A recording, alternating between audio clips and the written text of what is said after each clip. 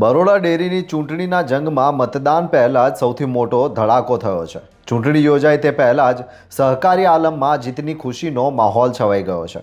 આજે ફોર્મ ખેંચવાના છેલ્લા દિવસે ચોંકાવનારું ચિત્ર સ્પષ્ટ થયું છે, જેમાં વર્તમાન પ્રમુખ દિનુ મામા અને ઉપપ્રમુખ જીબી સોલંકી સહિત કુલ 6 ઉમેદવારો બિનહરીફ જાહેર થવાની તૈયારીમાં છે।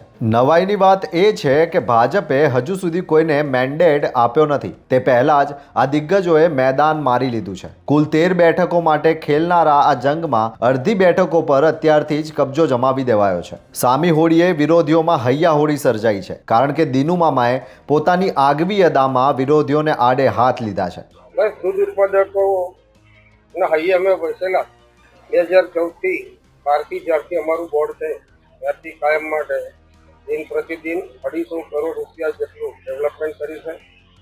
રૂપિયાનું દેવું થવા દીધું નથી।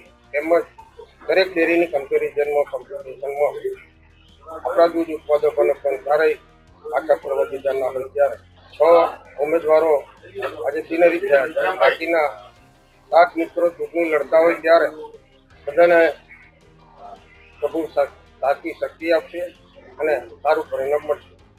વિરોધીઓને શું જવાબ આપશો? તીર્થાળુના આશીર્વાદ। સત્તાવાર જાહેરાત હજુ બાકી છે, પણ ટેકેદારોમાં ઉત્સાહનો ઉમળકો જોવા મળી રહ્યો છે।